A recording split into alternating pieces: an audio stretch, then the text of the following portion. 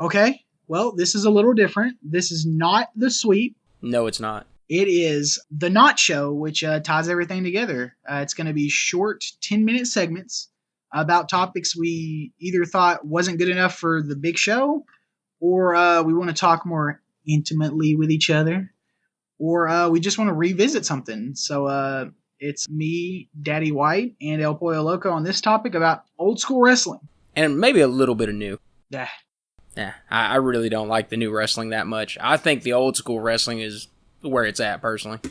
I mean, you got Ronda Rousey, right? As an MMA fan, you would think I'd be all hyped about Ronda, but man, I'm sorry to say it, she looks like a retard out there. But she's the queen of the octagon. She's sitting there fighting Stephanie. Yeah, and they'd be like, MMA champion Ronda Rousey. They didn't say that she got knocked out twice. I mean, yeah, she fought Triple H, so that was weird. Yeah, she backed Triple H in the corner and gave him the rope-a-dope. Bro, that was so gay. She's like, Then this man is 3 times your size and you're beating the hell out of him in a corner. Yeah, that was pretty hilarious. Hey, it's weird. So I didn't understand the comparison, like why she's wearing all the Rowdy Piper stuff, and then I didn't know that her nickname in the MMA was Rowdy Ronda Rousey. Right. Well, yeah, because they say that she was a huge Roddy Piper fan, so that was her whole inspiration and everything like that, and she's always even said it from back when she was in the UFC. It's always been her thing. So you're 4 years older than me. Yes. So you're a little older wrestling than me, because I know you've been watching the WCW and NWO videos, and I was more early 2000s instead of late 90s with The Rock and Stone Cold. There was also The Rock and Booker T, and then the big tables, ladders, and chairs match. Oh, yeah, the TLC matches. Right, with the Hardy Boys, the Dudley Boys, the Guerreros? Well, then you had Edge and Christian also were doing that. Yeah. But they weren't as high-flying or as, more risk-takers as the Hardy Brothers were. The Hardy Brothers are legendary. The Dudley Brothers, too. I was going to say because they were bigger, but then I forgot about the Dudley Brothers, and they were huge. So. They were some big... Well... No, what was it? Spike Dudley. There was Spike Dudley, but what was the white one? No, because there's Devon Dudley and... Well, I remember the one Dudley brother, he was huge. Devon was not that big until later on when he became Reverend Dion. Dave, whatever his name was. Yeah. He got thick. His neck, he had no neck. It was just straight head. Actually, my grandpa... on my dad's side, used to record it every night because my aunt worked late. Actually, I think she worked at Walmart at the time. So he would record it and then she would watch it the next day. So all those tapes got saved. So as a kid, I got to watch I would probably say 2001 to 2005 constantly. And you know what? You're not going to find these anymore because they don't keep all the Raws and stuff. It's only the pay-per-view events and the big things that you can find online sometimes. If I'm not mistaken, though, the WWE Network, I think the one that you pay for, don't they have an archive of every single show? I don't know. Well, I know with the UFC they do. So UFC Fight Pass, you pay for it. Every single fight that's ever been in the UFC, they have them backlogged. Oh, wow. So I thought that was really cool. So any fight you ever want to see or anything, you can go back. But I thought the WWE Network did that. I'm not exactly sure about that. I know for sure pay-per-views, though. Because there were some VHS tapes that were bought VHS tapes that were the McMahon and Stone Cold feud and things like that. And it did show major fights and stuff from just normal Raws and SmackDowns and whatnot. Yeah. So maybe they do. But I bet you, if you go past 93... they don't. And I bet you the only way you'll find those just weekly shows would be on YouTube if somebody uploaded it from their VHS tape. Yeah. I mean, online, there's something. They're there somewhere. But the biggest story that I have is when I lived in sunny Grand Prairie, Texas, I used to watch it every day that came out. Because it came out 3 times a week. Well, there was Monday.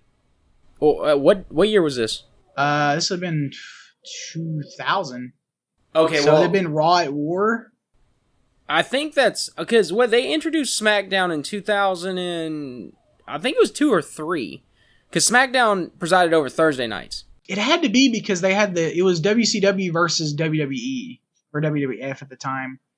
But that was when they acquired WCW, wasn't it? Right, yeah. So they did the whole feud, thing, yeah. And I'm pretty sure I had two different nights where one was like slanted towards the WCW and the other was slanted towards the Yeah. WWE, if I'm not mistaken. Yeah, well, okay, so from what I remember, the earliest wrestling I can remember personally was, a lot of people don't remember this, but there was Shotgun Saturday Night that came on regular TV on late Saturday nights, and they had girls in bikinis with shotguns and stuff. It was, as a child, this was the most sexual thing I've ever seen at that time. There was also a weird one that I remember, but I don't really know what it was.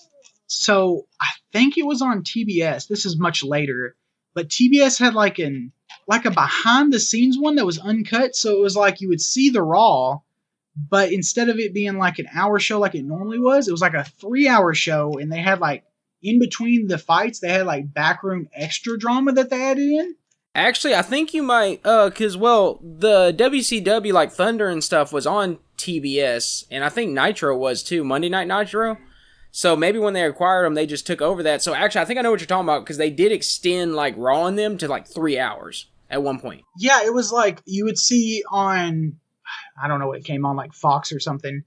You would see the normal Raw like hour slot, but then if you stayed up to like 1 o'clock in the morning on TBS, it was like Raw extended. And it was like this huge long one with like all this extra stuff added for no reason. You know what's funny is, so like growing up, you know, I didn't grow up like Don where he actually had cable. I didn't. I had only regular TV, so I only was able to watch like SmackDown on Thursdays. But then I found out something. I think it was on channel 39. I think it was like Saturday or whatever. They replayed Raw on there, but in Spanish. So I had to watch Raw in Spanish.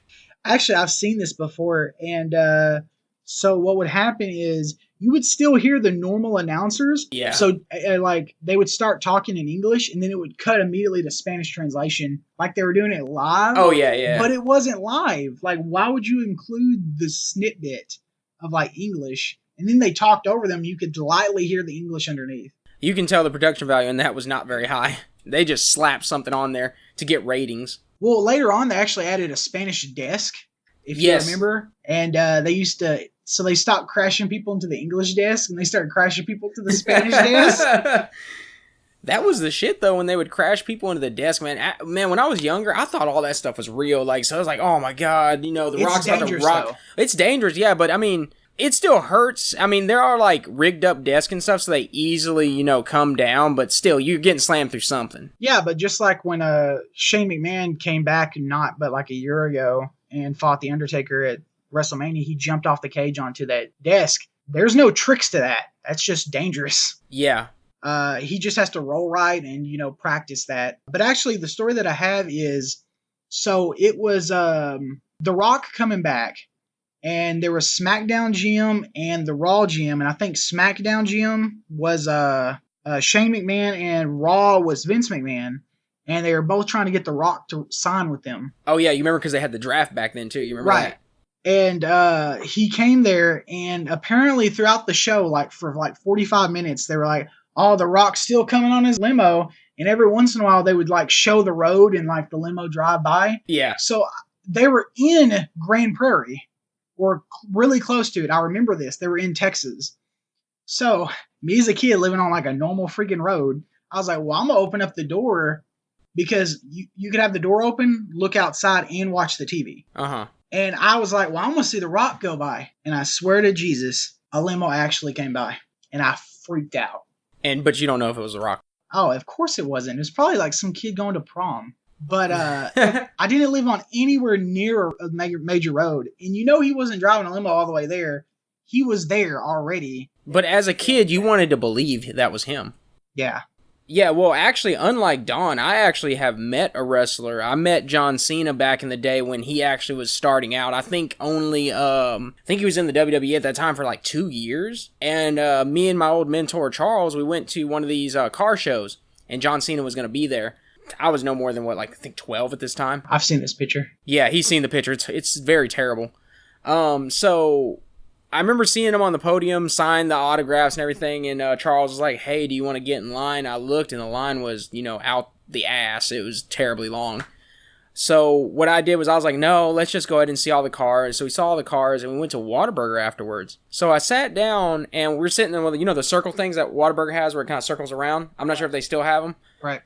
There was a guy behind me talking about the hurricane because there was just a really bad hurricane that happened in Florida.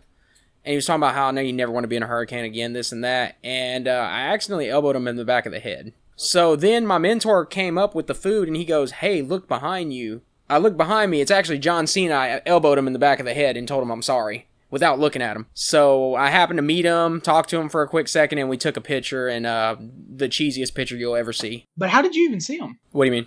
How did you physically see him? He stood up because he was leaving. But you can't see him, though. No, I couldn't. No, I didn't know. Like, the way the seats were back to back, but they're still open. Like, yeah, but it's impossible to see him. No, okay, I got you. Yes. Oh, God. I fell for it again.